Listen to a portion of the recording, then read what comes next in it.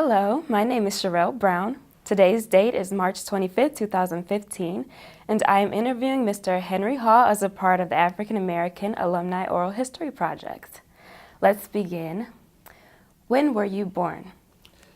June 14th, 1970, And where were you born? Fort Wayne, Indiana. Did you grow up there? Did you remain there throughout your childhood? I was born and raised there, yes. And what was your neighborhood like? I grew up in subsidized housing, apartment buildings, long strip with apartment buildings on either side of the road. The good part, there's a park across the street, and Fort Wayne has some of the best parks in the country, let alone in Indiana, and so we always had plenty to do. Can you explain what the apartment building that you grew up in looked like? Brick on the bottom, white siding on top, black shingles. And can you tell me about your parents? Father, born and raised in Alabama, went to the military, forged his name so he could, and birth certificate so he can sign up early. Served in World War II and Korea, got out, moved to Fort Wayne to work at International Harvester, met my wife, had 4 children, me included. My mom, born and raised in Brentwood, Alabama, which is now called Adger. Left town, went to New York, became a domestic employee. She worked for Dick Van Dyke to help him and his wife raise their, I think, 3 or 4 children. Left there, went to Indiana, met my dad, got married, had 4 kids. They divorced when I was 5, so I was pretty much raised by my mom. Dad was always there yelling about education, but my mom was the mainstay. Okay. So you said your father went to the military. Mm-hmm. Did either of your parents go to college? No. My father actually applied for entrance into the University of Alabama and was denied, primarily because he was black. And were there any specific lessons or values that was emphasized in your household? Trust God and get a good, solid education. Those were the 2 primary themes running in our house. And you mentioned your parents divorced when you were 5? Yes. Did your father live in Fort Wayne? Yes. Was he closer to you all as far as where he lived? No. Probably 15 miles away. Okay. And you had 3 siblings? My father had 4 children, but my mom had 2 prior to marrying my father, so I have 5. There are 6 of us total. And you all lived in one house when you were younger? Yes. In an apartment? Yes. How was that? Full. Crowded, all the things that come along with having a large family. Plenty to do. Growing up in a house with 6 other people, it is difficult. At times, there's no privacy. So sometimes you leave home to get privacy. We always had plenty to eat. Always had plenty to do. Like I said before, we grew up across the street from a park. Always had other kids to play with, so that was not an issue. But while you were contained in those 4 walls in the house, it was a bit crowded. So we spent most of our time watching TV and reading like most kids in that day and age. There was no Xbox when I was a child. The best we had was Atari. So. And what is Atari? It's another form of video game, and it resembled a couple shaded corners and a ball, so to speak, that went all across the screen. So you moved your paddle to make it hit it across. So it was not the excitement that the kids see and all the video games that you can play on Xbox or even on your phone. Could you all play it at the same time? 2 people, that was it. There was no gaming with your cousin who's in another state or your friend who's across town. There was none of that. And where are you in the birth order of your siblings? Stuck with my brother in the middle. I'm number 4. And how is your relationship with them? My family is fine. We fought a lot when I was younger. My mother used to say we fought like cats and dogs, and we did. There were even times where somewhere along the line, we somehow divided up teams, and it was 3-on-3 most of the time, or 2-on-2 or 1-on-1, but it was usually, there was a natural, I wouldn't say natural, but there was a divide between us. And we pretty much stuck to that. And to this day, we pretty much stick to that. So if there's an argument, there are 3 on one side, 3 on the other. And you mentioned that your mother had 2 Yes. children. Did you all live with your mother? Yes. Okay. Have any of your siblings gone on to college? Yes. The one under me, directly under me, he actually went to Ball State. But the ones who are older than you weren't? No college, and my youngest, no college. The one who shares the middle with me, he actually went to the Marine Corps and Navy, and he retired from the Navy. Okay. So you were the first one in your family to go to college? In my immediate family, yes. Mm-hmm. I was not the first in my whole family to go to college, just in my immediate family. Okay, and how many boys and girls were there among you and your 5 siblings? boys, 1 girl. Girl was lucky she was number 2 and not number 6. Okay, so let's move on to when you went to high school. Where did you go to high school? I went to Wayne High School in Fort Wayne, Indiana. And are you and your brother closest to where, or your sibling above you, where they were in the school at the same time as you? There were 3 of us in high school at the same time. Did that affect your experience in any way? That, hardly ever saw them. All different grades, so we were all over the place. And how big was your high school? Wayne High School was about, I'd say, 1,500 to 2,000 students. And can you describe it, like the student bodies, the teachers? 5% black.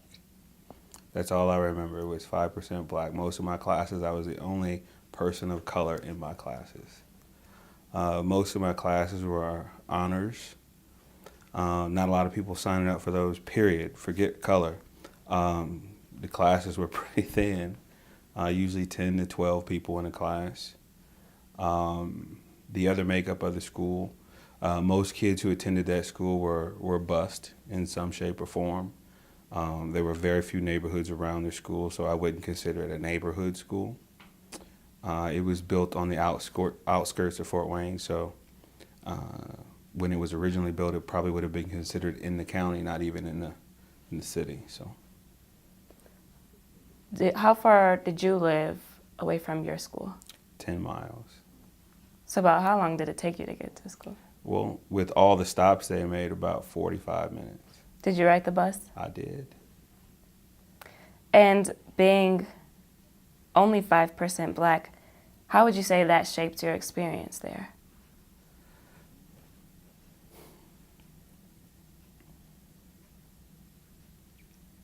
I learned to fend for myself pretty well, pretty early in life, even before I made it to high school. I understood that I was going to have to, I could count on very few people. So I fended for myself a lot. I mean, it helped my sophomore year, it helped that we actually got a black principal. And we had other people in the school who looked out for those kids who they felt were on the right track and who could go to college and who could go on and do other things and greater things. So I was fortunate that I had some adults looking after me, probably better than most kids there, regardless of color. So from that standpoint, I think it was okay, probably better than okay. And you said you had to fend for yourself. Can you give an example?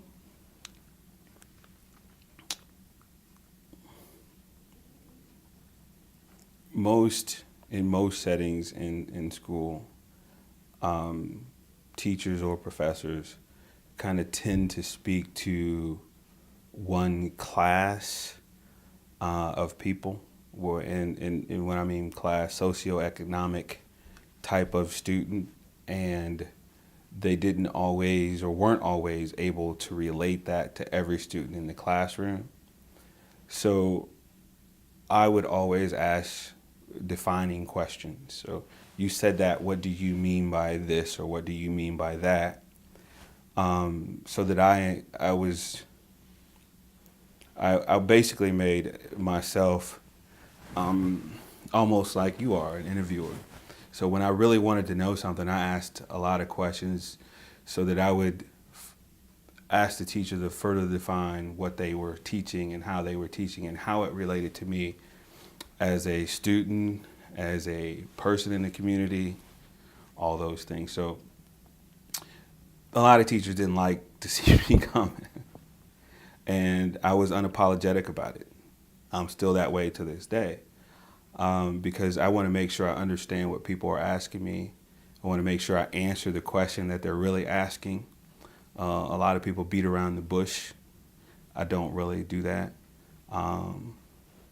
Most of the people who would tell you, who know me as an individual, would kind of characterize me as maybe a straight shooter. Don't ask him a question if you don't want to know the truth kind of guy. So I would think that my experience with, whether it's a teacher, educator, trainer, superior, whatever, I'm very forward. I don't take a lot of crap. And have always kind of been that way. I just, growing up in that environment with that many people around, you learn to defend yourself, if nothing else. Does that answer your question? Yes. All right. And you also mentioned that there were adults who could see potential in their students. Were those the teachers or administrators in the school? There were some administrators. There was one particular teacher who stuck out. She happened to be a military wife. She happened to be white. And I remember she taught honors English. And her husband happened to be in the military, and most of the gentlemen or men under his command happened to be black. And I remember her telling me this story. She held me after class one day, and she basically said, if there's a hard question that nobody wants to answer, I'm asking you. You know, I'm a young kid. I'm like, wow, this woman is tripping. But she basically said, you're going to have to be better. If you want to get ahead, you're going to have to be better than your white counterparts. She said, the world is cruel. Racism still exists. So if you really want to have a good job, you really want to move forward in life, then you're going to have to be better. And she held true to her word. Every time there was a question no one wanted to answer, she called on me. But I understood it. There are a lot of conversations people have to have with their children. Some of them aren't the same conversations. Black parents oftentimes have different conversations with their children about race and about progress and about biased. I know that's a term we use now. We don't really say racism. We say biased, or we say preference. Call it what you want. I tend to call it whatever context I'm operating in. So. And you said that again, going back to your school was 5% black. What was the teachers like? What was the population of teachers like? Less than 5% black. Had you ever had an African American teacher? Gym. That's it. Okay. In high school, gym. In elementary school, I had a teacher who was of African descent. She was black. That's about it. Okay. And also, you mentioned that Black parents have to have different conversations with their children. Can you clarify that or explain that further? We'd be here a lot longer than 2 hours.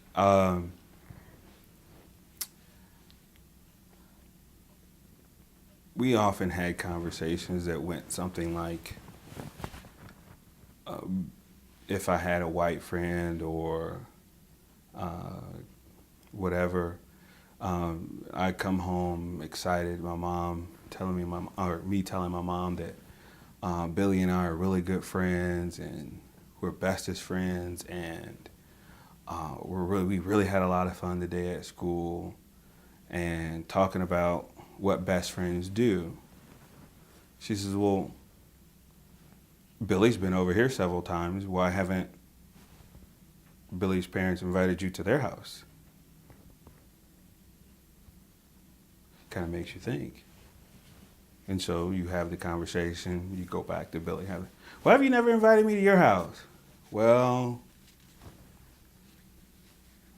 where you live, my mom's not that cool. She thinks people over here are bad people. She says, yeah, but you come over. Well, I don't tell my mom when I come over. And so you learn to have conversations like that. And I think most of them are done in an effort to protect you as a child, so you understand the dynamics of relationships that aren't as easily seen. They're not visible if you don't ask more questions. And so what our parents tried to do was put everything in the proper context, in the proper time, so that we understood why people did what they did. Different people have different motivations. And usually you find out what those are if you sit and listen to them long enough. If you keep your mouth shut long enough, most people reveal their intentions or their motives, whether it's being a friend or anything else, assisting you in some way. Most people usually reveal their motives. So we learn to listen. We learn to catch those subtle hints. But most of it was those conversations you'd have with your parents about the world around you, and it wasn't always rosy, and it wasn't always what it seemed to be or appeared to be. Just conversations about friendship, conversations about education. We had a lot of conversations about education. I remember in middle school, they put me in the basic classes. Not very trying is probably a better way to describe them. And I can remember my mom calling the school. She's like, my son's bored. And this was before the idea of ADHD or ADHD. And the teachers would complain that I don't pay attention in class, I'm losing interest. And they were right. But for a different reason. They were right because I was bored out of my mind, not because I didn't get what they were teaching, because I got good grades, and they couldn't dispute that. What they never got on until probably the end of my middle school time is that I was just bored. I never did homework in middle school. I didn't have to. Everything they said in class, I just got. It just stuck. But the cat was out of the bag when I went to high school. My mom had befriended some folks at the high school, and they were like, oh, that won't happen here. And so I was in honors this, honors that. So it means all that meant was I had to do my homework on the bus. I still hardly ever did homework at home.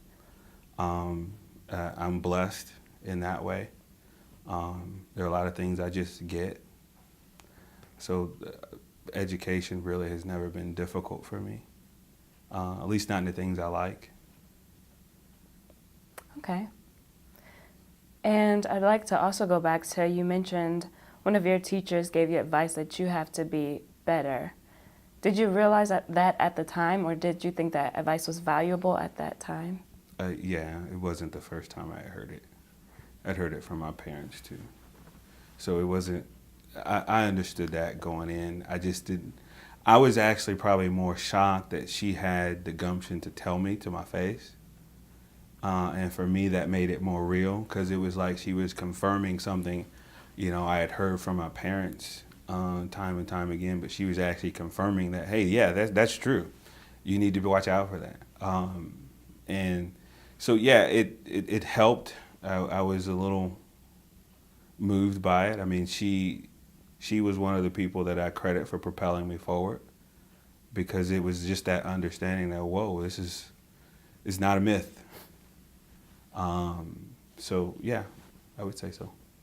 Yeah, she played a big part in it. And had you experienced that you had to be better in your high school or your school career? I wouldn't say I found areas where those aha moments. I knew this was that. No. Did I always question why maybe someone else got an award or why I wasn't chosen or geez, it seems like if I stack things up side by side, it looks like I win, but somehow that person got it? Absolutely. Multiple times.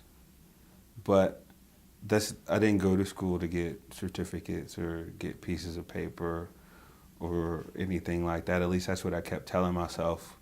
If it happens enough, some of those things kind of die to you and they become unimportant. So I had gotten past that point. They bother you, but you just keep moving. You just don't dwell on it. If you dwell on it, it takes too much of your energy. Okay. And you graduated, what year did you graduate? High school, 1988. And can you describe your group of friends in high school? I just revisited this for somebody else. Had a couple guys, all of them were from the neighborhood. Had a guy who grew up in a middle income. Our housing project was located smack dab in the middle of a middle income neighborhood. Had a friend, a black friend, who happened to be, who lived in that neighborhood outside of the housing projects. He was a very good friend, kind of on the same track educationally. Then I had some friends who were just what they would refer to today as ride or die. I had some friends who said, you know what, out of this group of people, you're the one who can make it out. So anything I ever needed or ever wanted, all I had to do was ask them and they'd find a way to get it. So you have those friends growing up that you know beyond a shadow of a doubt if there is a scuffle or there's a situation where you need help. I had a close group of friends that would come to my aid. I mean, I was a big guy, so I didn't need a lot of help fighting. But if there was anything else, yeah, I had a small, I'd probably say 3 or 4 good friends who I could go to and talk to them about anything that was going on. And did those friends attend school with you? No, none of them ended up going to college. Did they attend your high school with you? Yes. But were they in your classes? 2 were, the other 2 were not. They were a year older. And were you involved in any extracurricular activities? Through Parks and Rec, I played tennis and pretty much football. Those were my 2 mainstays. I did track, but those 3 really. Okay. You mentioned that your dad put an emphasis on education. Mm-hmm. Can you explain how would he do that? Whenever we would get together, he'd just always talk about college. He'd always talk about make sure that when your teachers are teaching you, you understand what they're saying. If you don't understand them, ask questions. Don't be afraid to go ask for help if you're ever struggling with anything. And my dad kind of, to some degree, set the example. He always was reading. Always. He always had a book. It could be a matchbook, and he'd turn it over and start reading where it was manufactured, who manufactured it, what country it was manufactured in, all those things. He just always read. So reading is something I actually don't like to do, but I do it because it's necessary. But that's probably more the influence I got from my dad. He always said it was a gateway to get from where I was at to a place I'd like to be. Most people tend to equate those things with having more money or having more things. With me, it was no different. I wanted more money, I wanted more things. Okay. And so was it expected that you go to college, or? I think from my dad's point of view, yes. My mom really just wanted us to not falter while we were under her care. Stay out of jail, stay out of trouble, try not to have any babies, all those good things that I think most mothers want. And I think that was her basic desire, is that we make it through high school without faltering on any one of those things. It wasn't necessarily, go to college. That was more my dad. And I think that was more him, because he was, in his mind, denied the opportunity to go. So when he wanted to get educated, again, as I said, he applied for the University of Alabama, was denied, and who knows why they denied him. His belief always was that he was African American. This was before the first 3 African Americans were admitted into the University of Alabama. So he always assumed it was that. So in order to get his training, that's why he enrolled enlisted in the military. He said they would at least train me. I'd at least leave there with a skill, a trade, or something of that nature. So he pushed you to go to school? I would say he pushed all of us. It wasn't just me. He pushed all of us to go. Yeah. And did your mom work while you all were Oh, yeah. kids? Yeah. She was a CNA, which is nothing more than a nurse who can dispense medicine.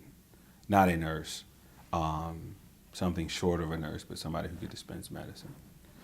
But we saw her too. We saw her work very hard. My mom was a person who, after having her children, she tried to go to school, was in nursing school, and really couldn't finish because her eyes failed on her. She just couldn't stay up read for lengths of time. So she was content, or ended up being content with staying in that job as a nurse's aide. Okay. Let's transition to once you graduated from high school. But before we do transition into your Ball State years, there was a 1987 issue of Playboy, so when you were still in high school, that ranked Ball State as number 18 on a list of top 40 party schools in the U.S. Had you heard about this? No. Ball State wasn't even on my radar. And I would say prior to 1987, I had heard of Ball State, but it was a teacher's college, and that's, a lot of teachers at my high school graduated from Ball State, so it wasn't that I hadn't heard of it, but a party school or anything other than teaching was not really talked about, because, of course, my only interaction with teachers who had come to Ball State to receive an education, not anything else, and I wasn't that interested in teaching. Teachers didn't make a lot of money, so I wasn't that interested in teaching. So the fact that Ball State was ranked as a party school was completely unknown to me, and it's not why I was coming. I was bent on getting an education that would someday help me make a lot of money. And I wish I had more substance than that to give you. I don't.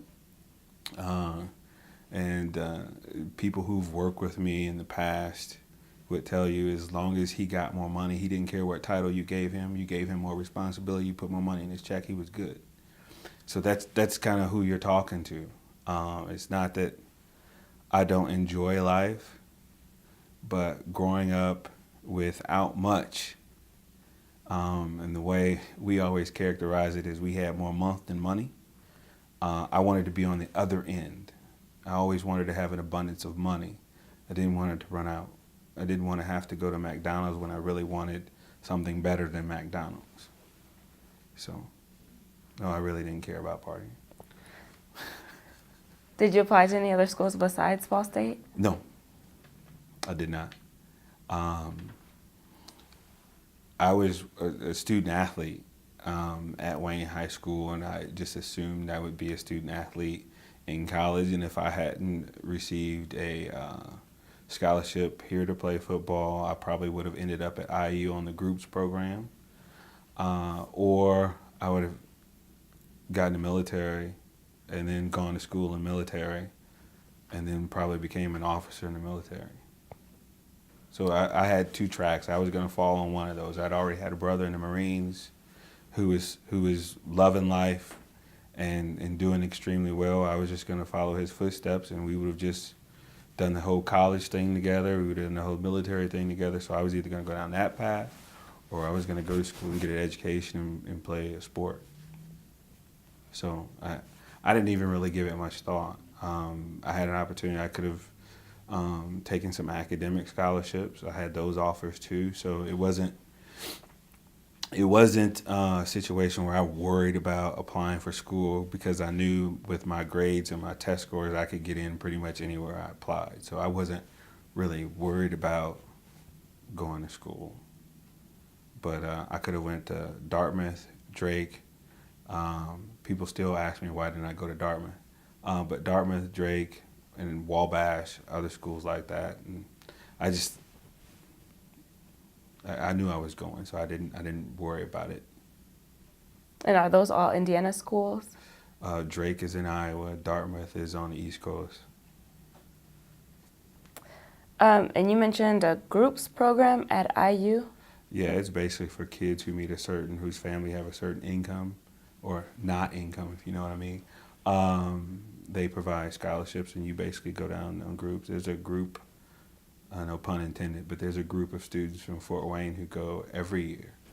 And essentially, if you have the grades and the commitment to being a good student, which I had both of those, and they afford you the opportunity to go to school. I think most of those kids actually don't, other than the financial aid they would get, I don't think they take out student loans. I think it's pretty much free. So I wasn't going to college really wasn't an afterthought. It was just something I assumed I would do, whether I did it in the military or outside of it. I assumed I was going. And did Ball State offer you a scholarship? Yes. They offered me a full athletic scholarship. And what did that include? Everything. So room and board, meals, tuition. I think what we had to pay was a $300. At that time, I'm not even sure it was $300, an application fee to the university. I think that was it. The one thing they don't tell you when they give you a full ride is that you're, like a person in my case, I was still broke. So I could go to school for free, but I couldn't eat pizza on Friday night outside of the dorm. So you ate what the dorm had to offer. So it was all right. There's worse. So you played, was it a football scholarship? Mm-hmm. So you played for Ball State when you were here? I did, yes. How would you say that affected your experience here? I would say we probably got treated better than the average student. You usually got in free at parties when you did go. There wasn't much preference in the classroom, though. I think students, at least given that period of time, I think, especially for a school like Ball State that prides himself on education, I think the professors probably made it more difficult for athletes than they had to. I watched a lot of my roommate or my teammates struggle trying to be a student athlete. I don't know how basketball players did it, but football was easy enough. It was once a week, but we rarely missed class. If we were in football, we may have had to miss a Friday. I solved that by trying to have as few Friday classes as possible. But I didn't really struggle in the classroom as some others might have. But it was all right. I mean, all in all, I think they gave you an opportunity to get your work done. They gave you an opportunity to have a tutor if you needed it. That's about all I have to say about that. So as far as classes go, do you think, you said earlier that you really didn't have a problem with classes. Was that the same when you got to Ball State? Yes, I didn't have a problem. I argued a lot with my English professor. Grammar is one of those things that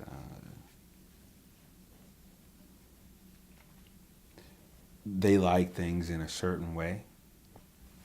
I had read enough poetry, I had read enough other things that I also knew that some people took the idea of grammar and they stretched it and bent it and contorted it to work for them, and they were celebrated for it.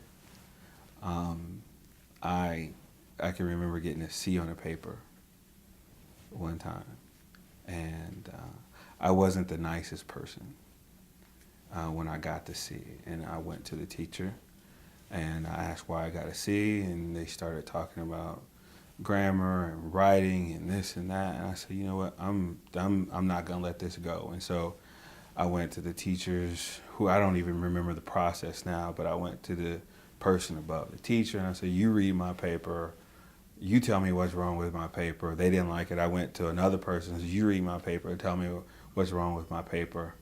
And I was essentially hell-bent on, there's nothing wrong with that paper. My paper deserves an A. They ended up giving me a B, but my paper, it was an A paper. Just because I didn't write the way you wanted me to write, there was nothing literally wrong with my paper. Grammatically, it was correct. You just didn't like what I said. As you probably get the tone now, I really don't necessarily care what other people think of me, but my work, when you question my work, I got a problem with that, because I do good work. Okay. And what was your major here? Business. It was finance, really. It started off as accounting, but I realized I couldn't play football, party, and be an accounting major. So I switched to finance, and it worked out. Accounting, you just had labs and audits, and I was probably, my audit class is short of accounting. I didn't want to work that hard. So it would have actually required me to study. So, and it wasn't that I was out partying in the literal sense that your top 40 thing was. My idea of partying was doing whatever I wanted to do with my free time, because I didn't have that much of it. Football, you were at football 6 hours a day. So there was not a lot of free time outside of that. But if I wanted to just veg out in front of the TV and watch somebody else work hard on the football field, I wanted to watch football or whatever, or hang out with my friends in the dorm. I kind of wanted to experience the normal college life like most students. So to that end, after my freshman year, I didn't room with athletes very much, maybe one or two, but it was never in a setting where it was just he and I, because I didn't want to be talking about football all day, every day, or basketball or baseball. So. Did you know any other students from Fort Wayne who got the same scholarship that you got? At Ball State, no.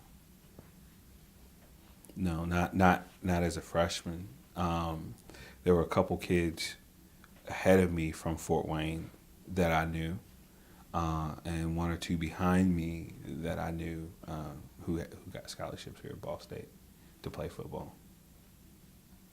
Okay, so you mentioned that you didn't really know much about Ball State before you came. What was your initial reaction of the school?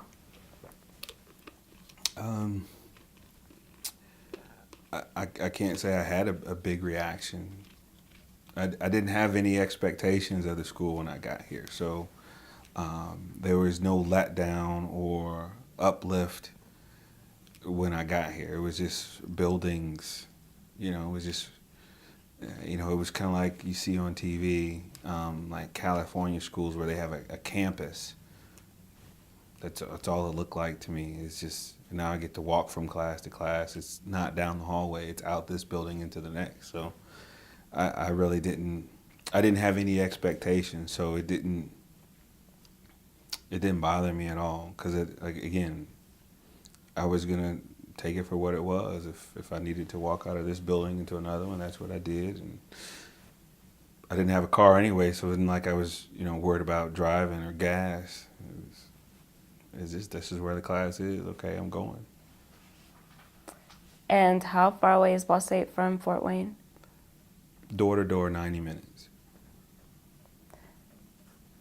And so how was it with your family, being away from your family and being away from your mom? And Didn't bother me one bit. did it bother her, or? I think it bothered my mom a little bit. I was kind of like the enforcer at home. Made people do what they were supposed to do, but beyond that, I still had two younger siblings at home. She had plenty to do. Did you ever talk about college with your younger siblings? Not really. Again, it was just kind of expected that we go. At least that's what I thought. My younger brother came to Ball State. I think his degree is in business administration. My youngest brother was just gifted in auto body and paint. I mean, that was his passion, so he didn't need a college degree to do that and get paid a lot of money. So that's what he did. So, I mean, college for him really wouldn't have been that beneficial. He had two people he could already ask advice from. Okay. And did you have a minor here? No. I graduated with a degree in finance. I'm probably 3 classes away from an accounting degree. So no, I didn't have a minor. I think the way I say it on my resume is I graduated with finance with a concentration in accounting or something like that. The finance degree here was a little more diverse. I think back then it was really finance and investments and insurance. It was kind of all three rolled up into one. And then accounting. So no, I didn't. No minor. And what led you to that major? I wanted to understand money. That's it. I mean, I was hell-bent on not being poor. I wish there was more to the story, but no. I knew what it was like not to have a lot of money. Okay. I'll give you a little more information on that. I knew one day I wanted to own my own business. I knew that I wanted to understand how the world works. I think to complete our finance major, I think we had to take some economics classes. Money and banking might have been one of the courses that I ended up taking. But I just really wanted to understand business and how it worked. Wanted to understand the accounting of it. So I would make sure how to do it and how not to do it. I would make sure that people couldn't steal from me, kind of thing. So, I mean, anything that was centered around business, I wanted to learn it. Because, when you look around as a youngster, you always see, well, this guy's a business owner and he's got a lot of money and he's got nice cars and he's got a nice house. And and this guy works for him, and his stuff isn't as nice. And then you just kind of do that enough, and you look around the room, and most of the guys who were considered to be successful own their own business. So it was something I always knew that I wanted to do, and I wanted to learn as much as possible about how it worked. And growing up, did you have any examples of business owners that you wanted to follow?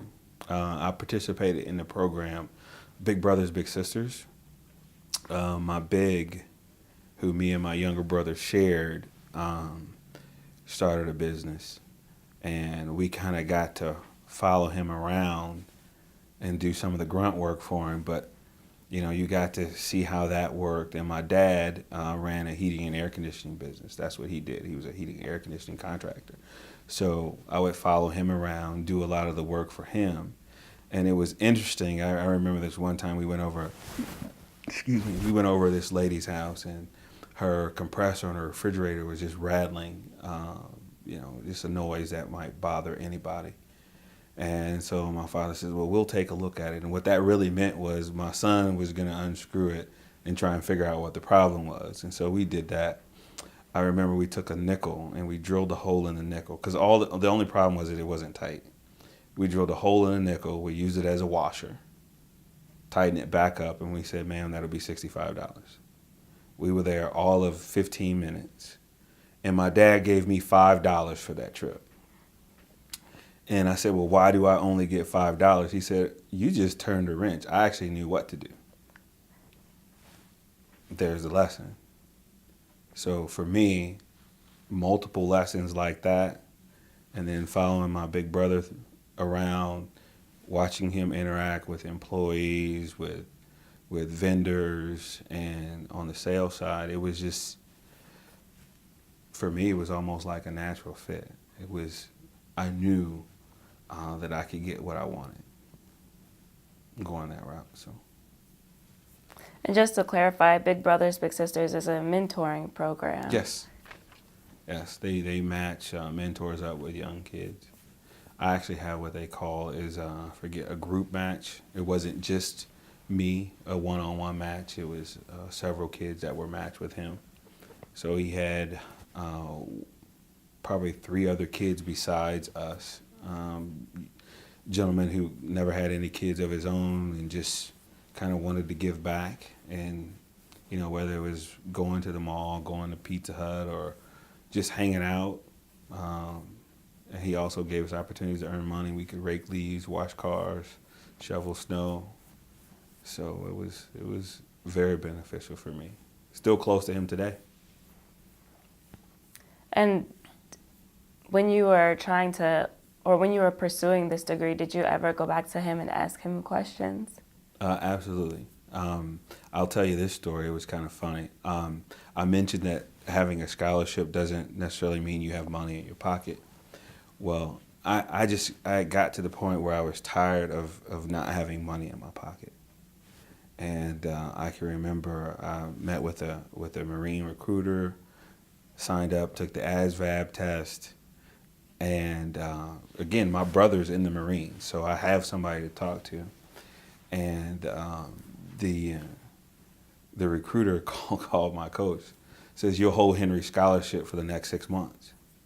And the coach said, well, what are you talking about? Well, Henry's going to enlist. He's one of our better candidates for OCS.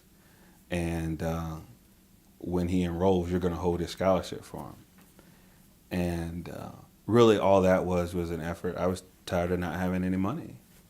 The fact that I was going to school for free didn't matter as much because I still didn't have anything yet. There was still nothing tangible to that experience yet. And I can remember he called me. He says, don't do this. I said, what do you mean? I said, it's not like I'm not going to finish. He said, yeah, but you're almost done now. And I said, man, I've been here 3 years. I got 2 more years before I finish. I'm tired of being broke. They convinced me, between my mom and him, they convinced me to stay in school and finish, because I was going to come back, but it would have been after I went to boot camp and all those other things, and I've been part of ROTC here as well as playing football, but somehow they found me a good summer job where I could have enough money to last me all school year. So, And just to go back and clarify, you said OCS? Officers Candidate School. Okay. So you did work while you were in school? Mm-hmm. Only in the summers. If you're a D1 scholarship recipient, you are not allowed to work during the school year. Something they should change. Because there are enough of Henry Halls out there who get a scholarship and still don't have any money, that are essentially going to school for free, but they don't have money for anything else. So if you had been given the opportunity to work during school, do you think you would have? Absolutely. I could have did the same thing half the students at Ball State who earn money do. I could have sat in the rec hall and passed out, pool balls, ping pong paddles. I could do that. What's difficult about that? And I could have been studying at the same time. That's what they did. Absolutely, yes. And you mentioned your mom convinced you to stay. Mm-hmm. Did she not want you to enlist? No. Why was that? She just had this thing about, us going off into some foreign country getting killed. So she just didn't like the idea of the military. It's not that she was against the military. She just didn't want her boys to have to die. So that's all. And speaking of military, when you were here, there were students protesting the Persian Gulf War. Were you aware of that? Yeah, my brother was in it. So, yeah, I was aware of it, but most of the time when they would say something to me, I said, well, my brother's over there. You're not going to really get my support. I'm more worried about him coming home than I am about protesting the war. So you didn't really participate in the protests? Not at all. But were you like not in favor of the protests, or? I didn't know enough about the war to be in favor of it or against it. Okay. And how did that affect you here, having your brother in the war? I was concerned about my brother's well-being. Yeah, I mean, I think any relative would be.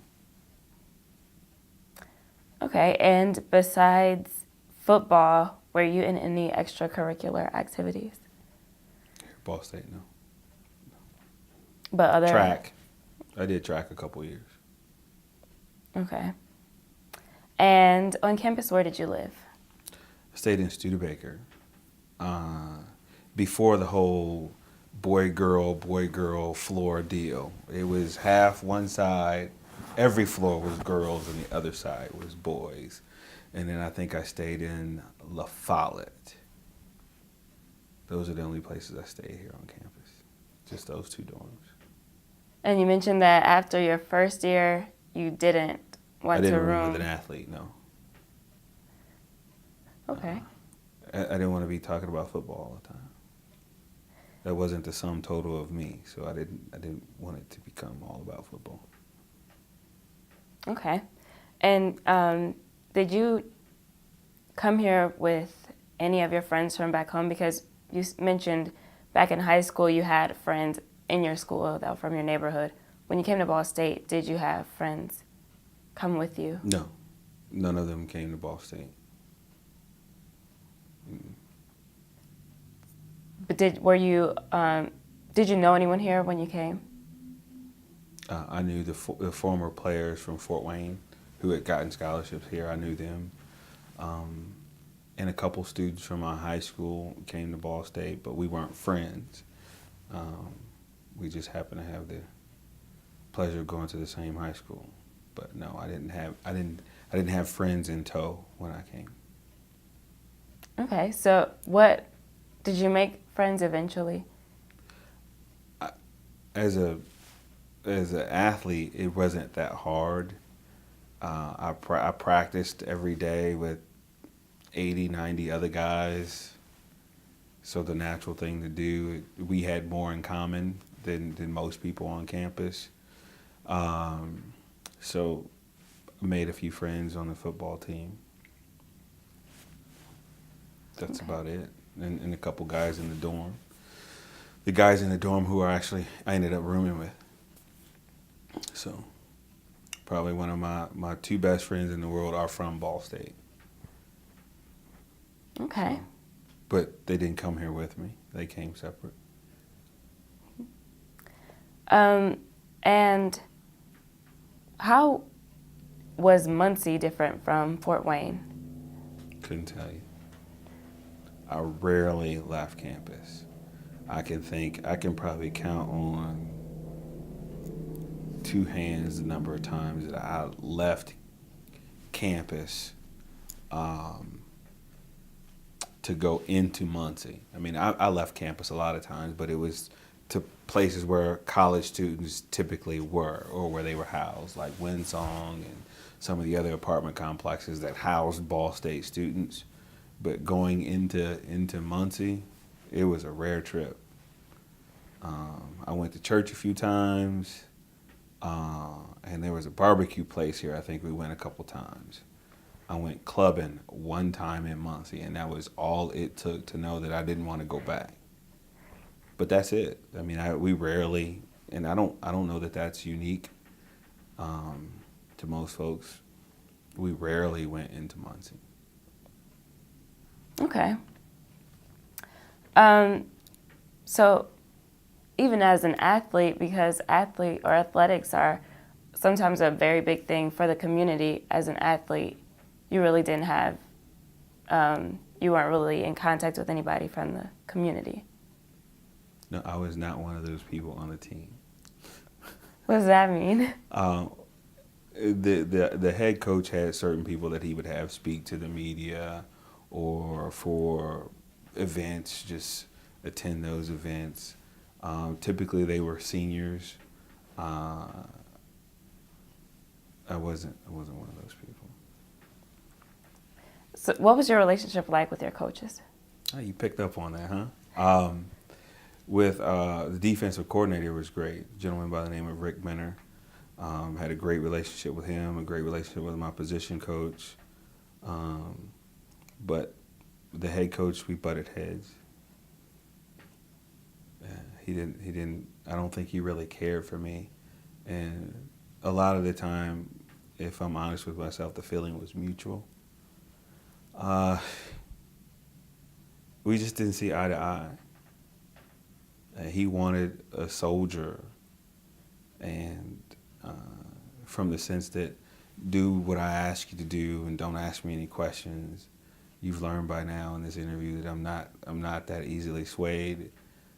If I have a question, I'm going to ask it, and I really expect an answer. I don't expect to be waved off.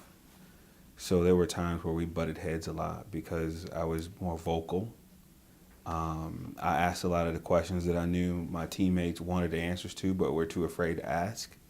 I didn't mind being odd man out.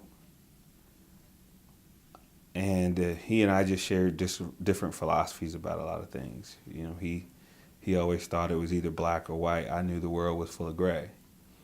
So just little things that we had disagreements about, and I found him very difficult to follow. And why was that? There were times I don't think he was a man of his word. And can you give me a specific example of when you two butted heads? I can remember we had a situation on the team. We actually went to a bowl game my sophomore year. And when you go to a bowl game, sometimes they test athletes for drugs, both anabolic steroids and other drugs, weed or marijuana, whatever you want to say.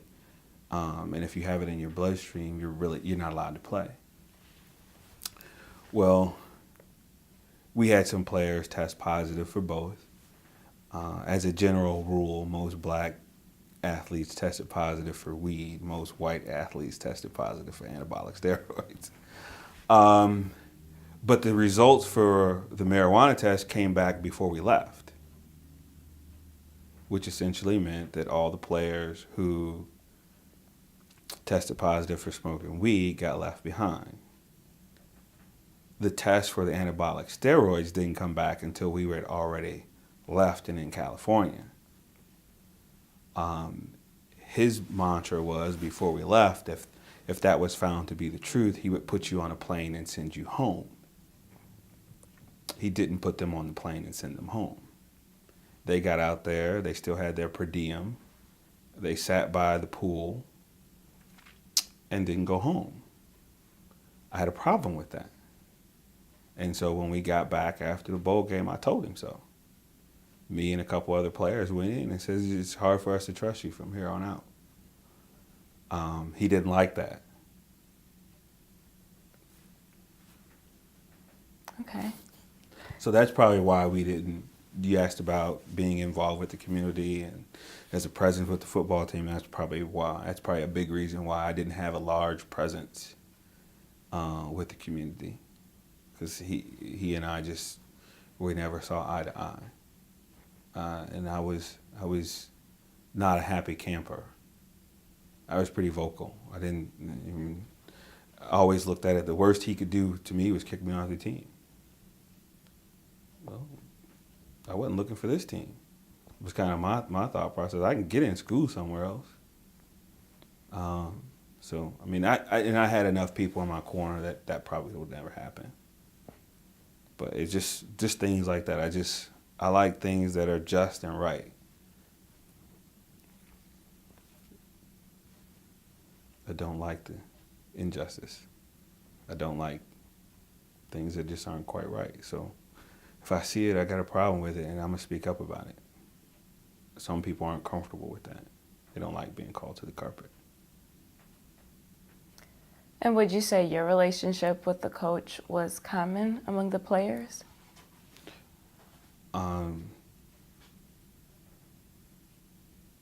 You mean, was the attitude of most of the players the same as mine about this particular coach? Yes. I would say it's probably half and half. Half of them were oblivious. They didn't even get the fact that it had happened. You know, they're just living life, not observing life as it's passing them by. Just half of them were just unaware, and most of the other half didn't care. So yeah, some did, some didn't. Most didn't, probably. And what was your relationship like with your teammates? Good. I have some people who just hated my guts, but for the most part, most of the team were good. I had good teammates. I would say probably, with the exception of maybe 5 guys, I had very good relationships with my teammates. And how did you know that some of them didn't like you? We told each other that. Okay. Was the feeling mutual? Yes. And was it immediately from when you all, because on a football team you spend a lot of time together? Well, I tell you what, I've reconciled with one of them. One of them was just a complete horse's ass. And about, I would say, 6 or 7 years after we graduated, he actually came up to a group of us and apologized for being that way. And he was not in a good place when he was here. Parents breaking up, all kinds of things. He was, at the end of the day, he was just hurting, and we were easy targets to lash out at. But he's back in my good graces, but most of the other ones I just tolerate for the sake of when we come here and go to games and things of that nature. I mean, it was so much so that way that when they did this year they did the, I think it was 25th reunion or 20th reunion or something like that of our bowl team. I didn't even go on the field with them. Because the ones that I really wanted to say hi to, I said hi before they went on the field. Was there reasons why you all didn't like each other? They didn't like the fact that I spoke my mind. I didn't have to agree with them when they said something. And so because I didn't co-sign for them, they didn't like that because I was verbal about it, and I was competitive all the time, and some of them didn't like that, and so they had to work a little harder in practice than they wanted to. I didn't care. I came to work. So some of them didn't like me because of that, but I'm okay with it. And was that just you, or were the ones you were good with also, did they also have tension between the ones that were? No, not necessarily, no. Some of it was just me. I mean, I hated, my mom talked a lot about the Bible and stories in the Bible, and I've read a lot of those stories. One that sticks out is, Jesus was he ran money changers out of the temple. And from that, I took it upon myself to, just because you can be a follower or a Christian doesn't mean you have to be a punk. And so I didn't take a lot of crap. It didn't matter what grade you were in. It didn't matter that you were a junior or you were, a senior and I was a freshman. Because it was almost instant. The guys that I didn't get along with, it was pretty much instant. There was no long courtship for us to determine that we didn't like each other. I felt that I deserved the same amount of respect that they did. They didn't think so. They felt that I was an underclassman and should just succumb to whatever they want me to do. And I didn't think that way. I thought more of myself than that. I don't think they liked that. Okay. Can you give a specific example of that, of them, or of just the tension between you two? I'll give you one example. I was on scout team, and if you don't know what that is, there's a first string offense, first string defense, and usually the second stringers stay with the first string offense and the first string defense. Third string which is what I started as a freshman. You typically I played defense. I typically went with the offense so I could run the other team's defense against our first and second string offense. Well, my thought process and how I was raised was, I'm going to help prepare you for the game. And in that preparation, it didn't mean that I made practice easy for you. It meant that I was going to try and do whatever I thought the other team was going to do to make things bad for us. So I told my teammates at the time, I said, hey, look, I'm coming. You should get ready. Because when they hike the ball, I'm coming full tilt. I'm not just going to rub up against you. You should know that. I'm just letting you know. And apparently they didn't believe me the first or second time. And the head coach really didn't like that. He says, the other team is not going to do that. Why? And I would question, why? I did. And so I wreaked a lot of havoc on his offense. So much so that the players began not to like me because they said I went too hard in practice. And I said, well, according to him, this is what I'm supposed to be doing. Now, you can't tell me you want me to go hard and then tell me to back off at the same time. You got one or the other, man. And so after a while, the players, people on the offensive line really didn't care for me because I was doing as I was told. I was helping prepare them for that week's game. They didn't like that. They didn't like working that hard through the week. I had a problem with that because to me that meant you were willing to settle. You weren't willing to prepare yourself. That's kind of what it meant to me, is you weren't willing to prepare yourself for battle, so to speak. So I didn't really care for that. So it made me want to go even harder when I found out that they were that way. And I ended up getting thrown out of their practice. It was a good thing because I got sent to where the first and second string defense was.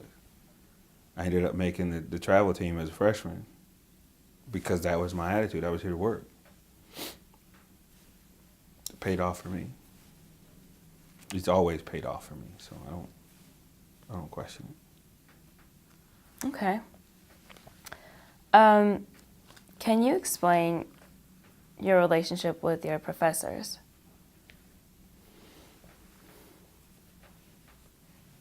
For the most part, I had good relationships with my professors. I mean, you tend to. There was a professor, Hans Banerjee. He was a finance professor, Indian.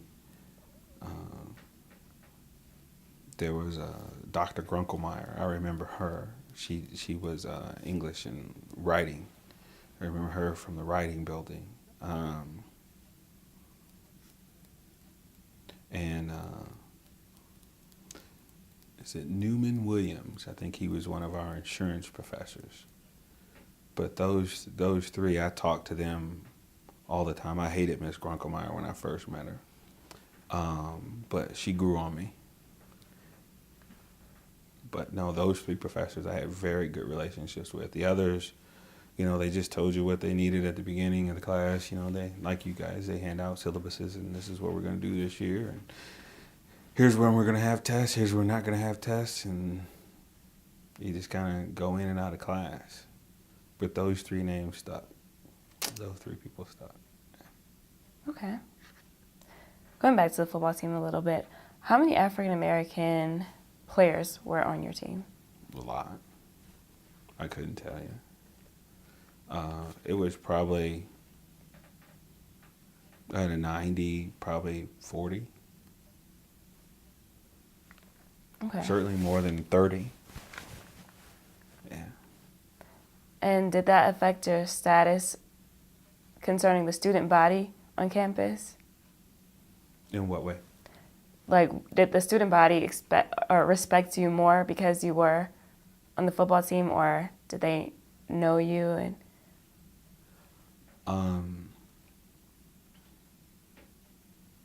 I would say the ones that followed the sports teams did, yes. Ball State's kind of a funny place. You have a lot of students here, but they all don't really participate in the athletic side. They're not big fans of athletics here. Ball State lived in the shadow of IU and Purdue and Notre Dame a long time. And so by the time most students get to Ball State, they're either a basketball fan of IU, football fan of Notre Dame, so going to watch the home team play is not as important, if that makes sense. We're still odd man out when it comes to sports. was that how you looked at Ball State when you were younger? Did you, as an athlete? I told you, I thought Ball State was a teacher's college. That's about it. I mean, my only problem was I wasn't a fan of IU or Notre Dame. So neither one of them mattered that much. Okay. Well, you graduated in 1992, right? 93. 93, okay. Were you excited or nervous or? A little of both, I think. I was excited that I was finally done, nervous because I hadn't yet found a job.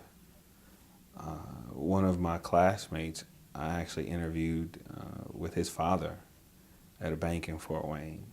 And really the son vouched for me. Henry's a good dude.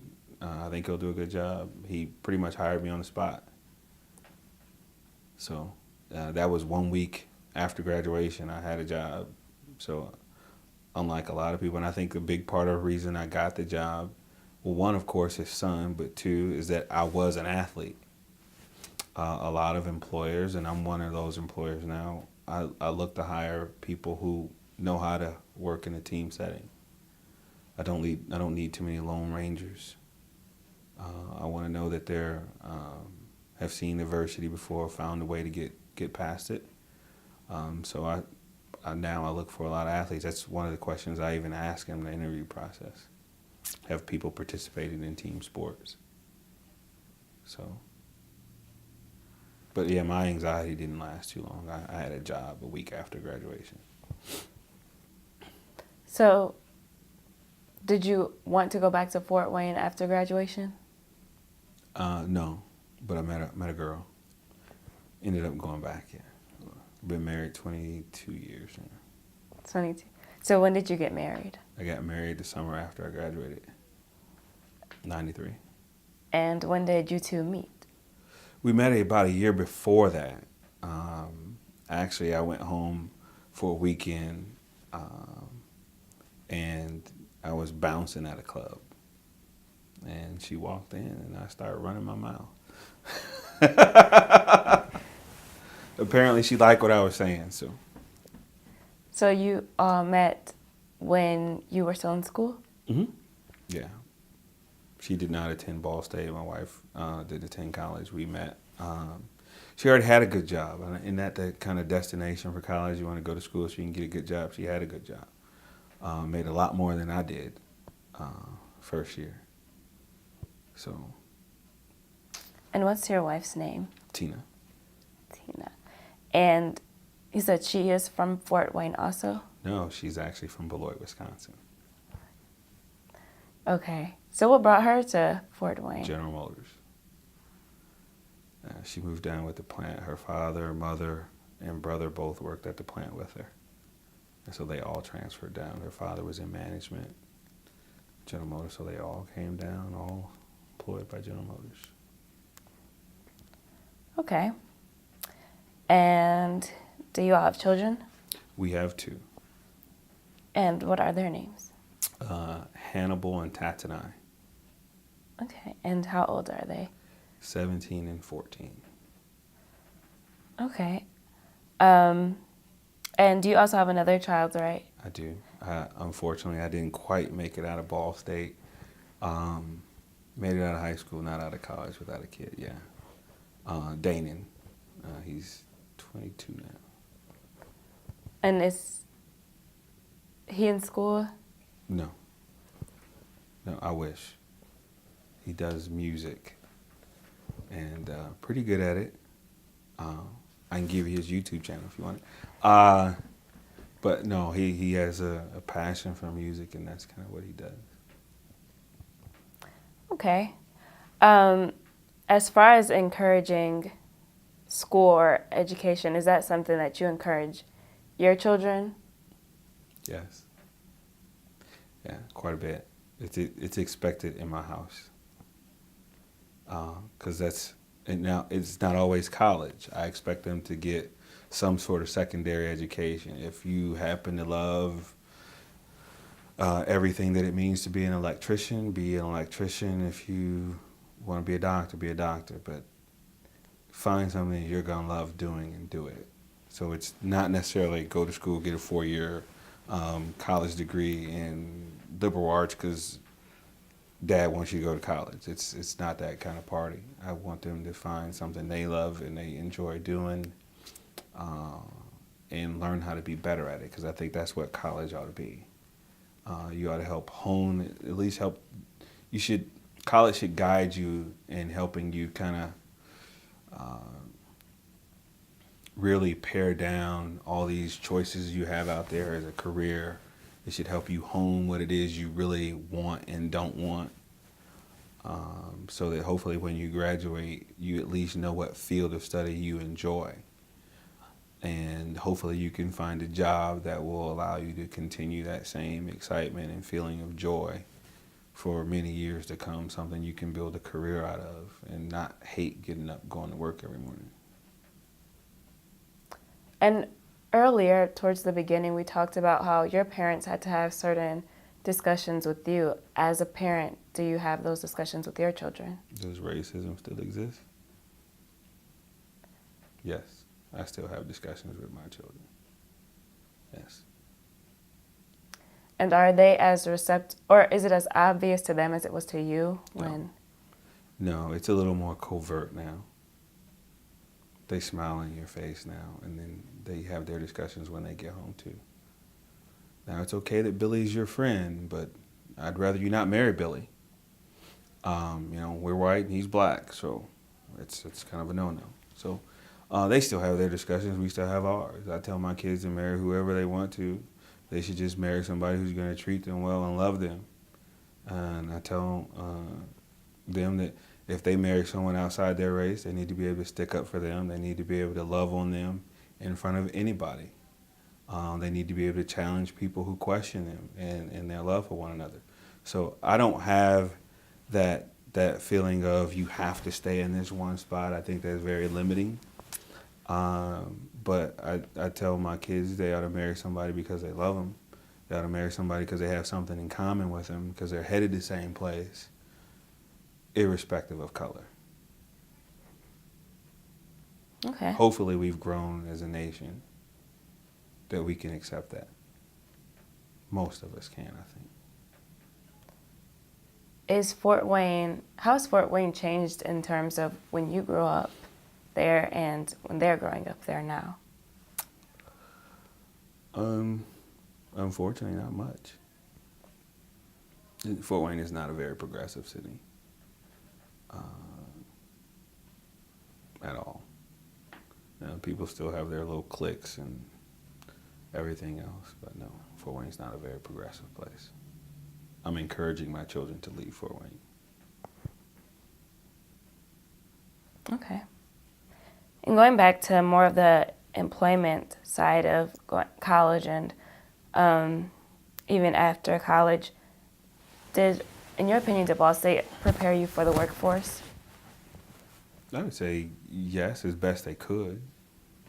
When you go in the workforce, they want to know that you have a basic understanding of the field that you're in, but most employers are going to teach you what they want you to know. They're going to teach you the way they want it to be taught. I'll give you a simple example is here at Ball State in finance, they tell you, if you're going to start a business, borrow all the money.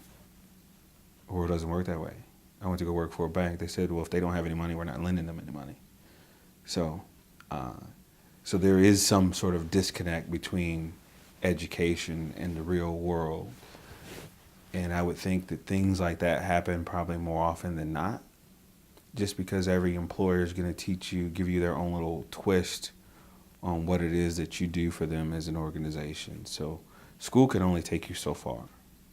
Once you receive your education, really what all that piece of paper does is tell somebody they can or cannot learn, in my opinion. If I'm hiring for a specific job, I don't only relegate people to having that degree, because I figured if you learn biology, you can learn what I'm going to teach you too. You can learn electronics. I'm just going to give you some training courses and move you over. Actually, you might be better suited for what I want to do mentally. So your background may suit you in this role better than another. So I try not to limit my applicants to a certain degree, because again, I'm going to teach you or send you to school or training to learn what I want you to learn and how we operate as a business. So I don't think it's quite as important as it used to be for most degrees. I mean, if you want to be a trainer, I mean, I'd take somebody who's in teaching, or someone who's in communications, or someone who just a general studies degree. But it really depends on what you show me in the interview process, or if I speak to some work that you've done before. Again, I try not to pigeonhole people. I think more and more employers are headed that way. Okay. And speaking of employment, what employment did you have after you graduated from school? We talked about one of them at a bank. I became a credit analyst at the bank. At the time, it was called Fort Wayne National Bank. Today, several acquisitions later, it's now PNC Bank. And all a credit analyst does is for commercial applications, you analyze a business's credit worthiness. So that's what I did. I did that for 2 years. Okay. And you currently work at SkyTech? Yes. And what is that? We manufacture remote controls and gas valve systems for fireplaces. Okay, and what's your position there? President.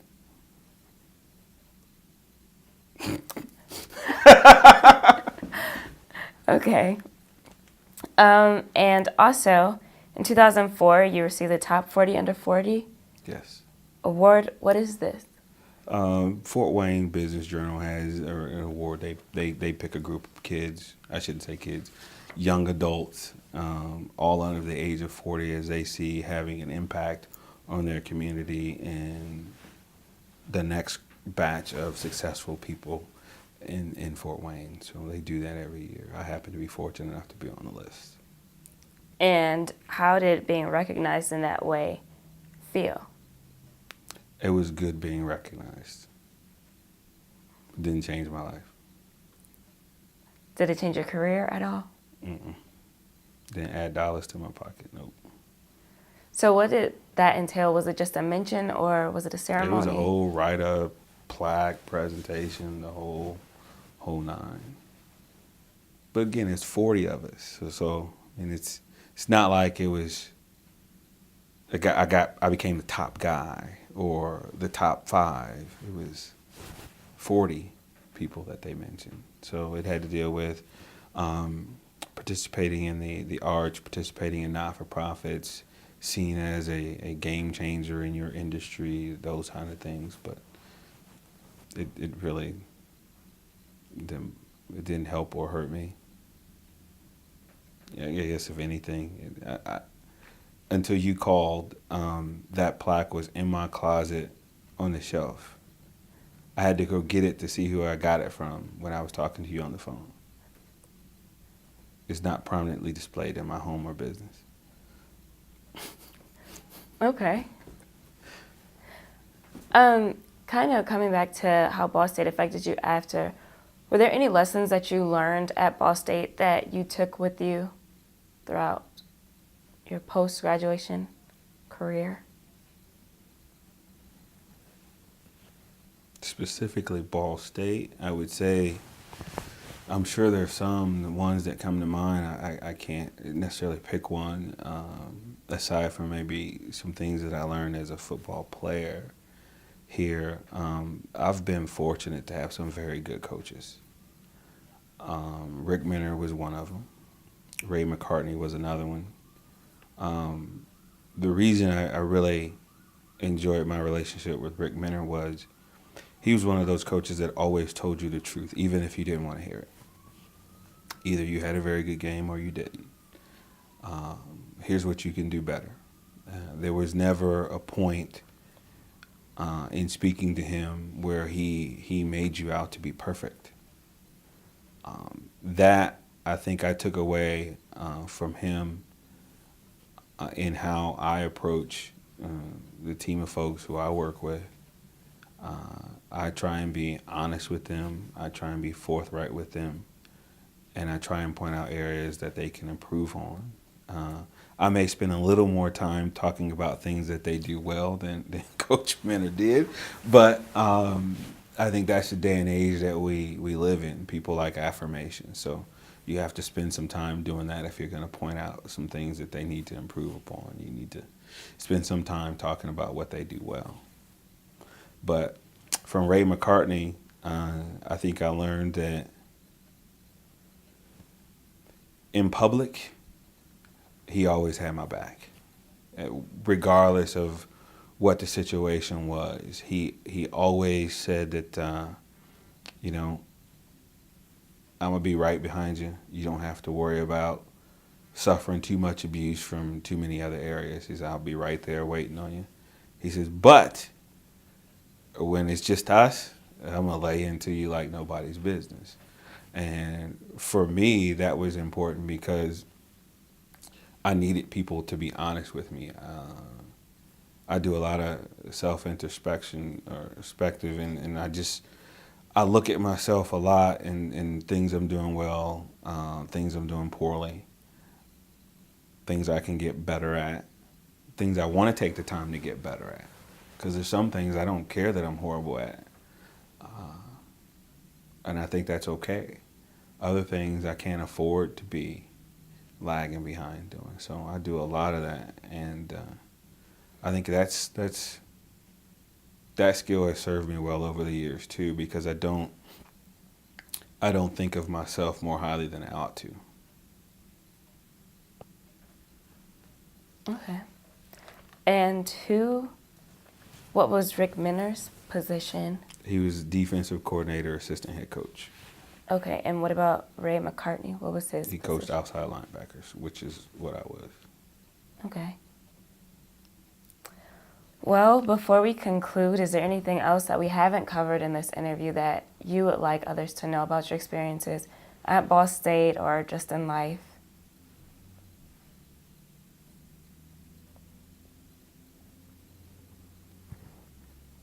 I agree with this one statement. Attitude is everything. So the better your attitude, the easier it's going to be to move forward. Okay.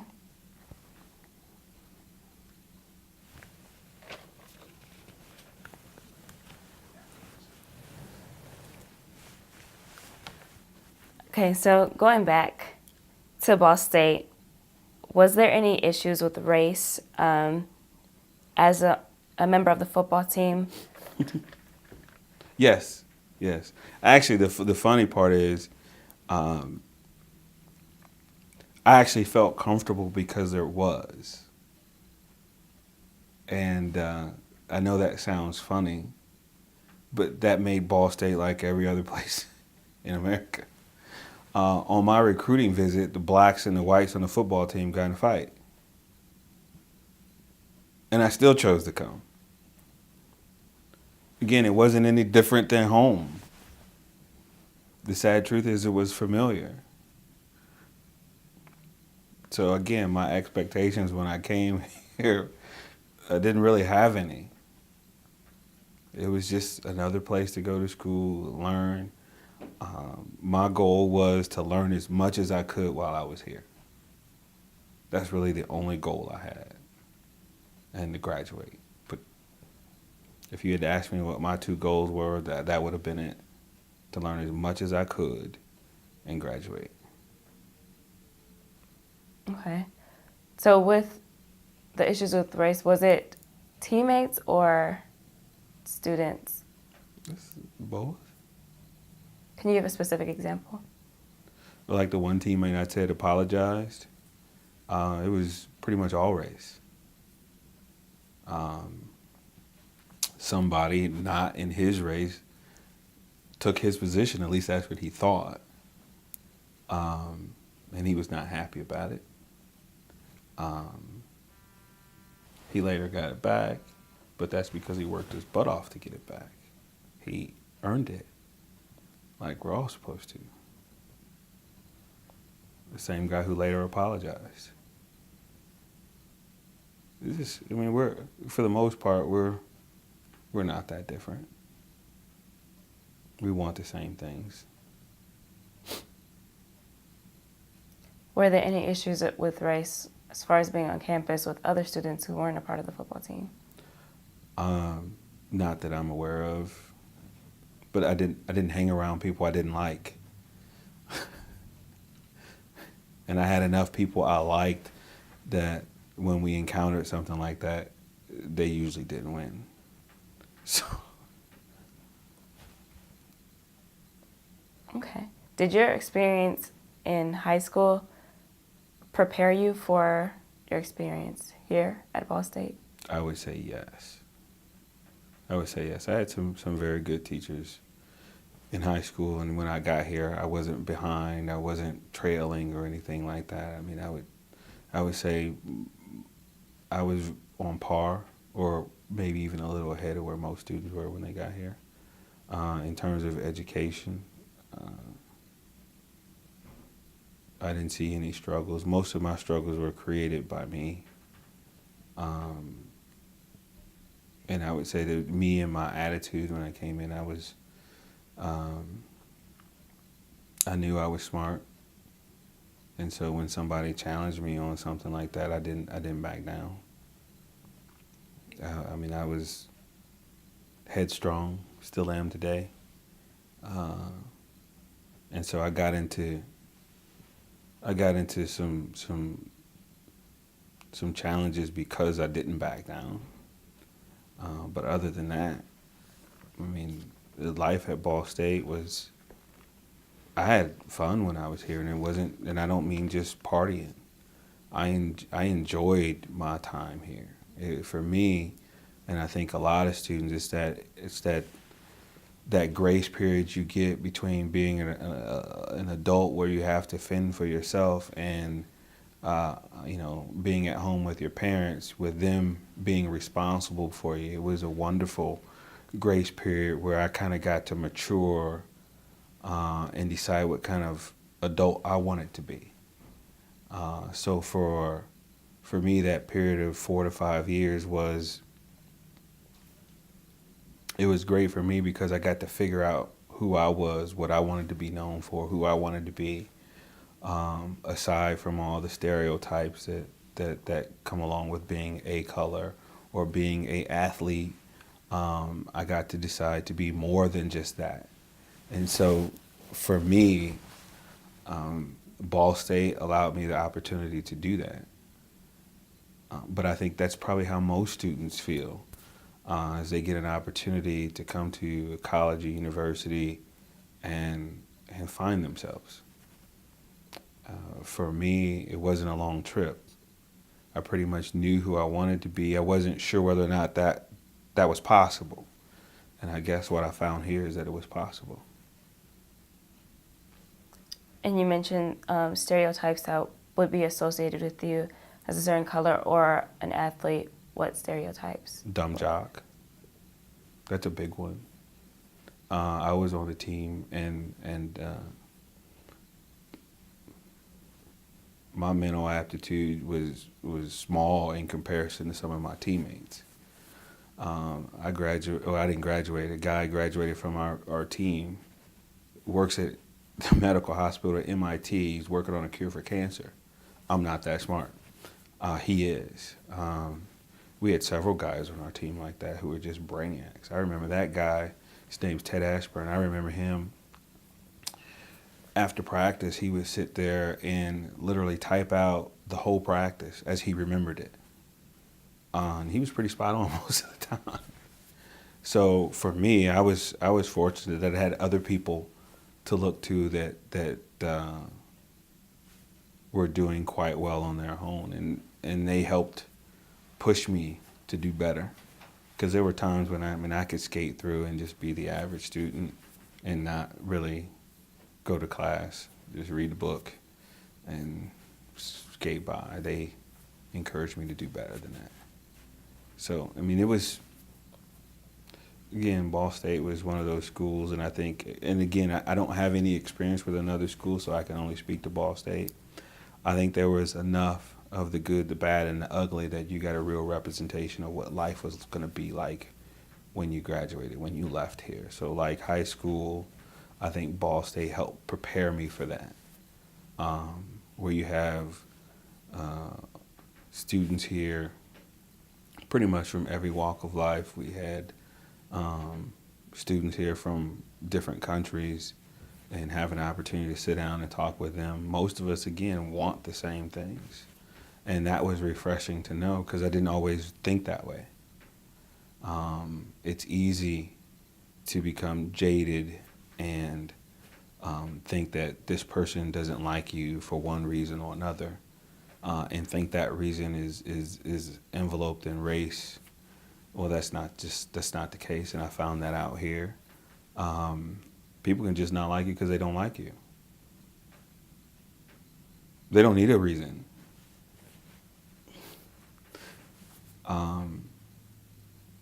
So, I mean, even though I know and understand race is a big part of who we are as a country and our history, it's not the only deciding factor when it comes to likes and dislikes. Okay. And you mentioned that being headstrong led to some challenges on campus. Can you give an example of that?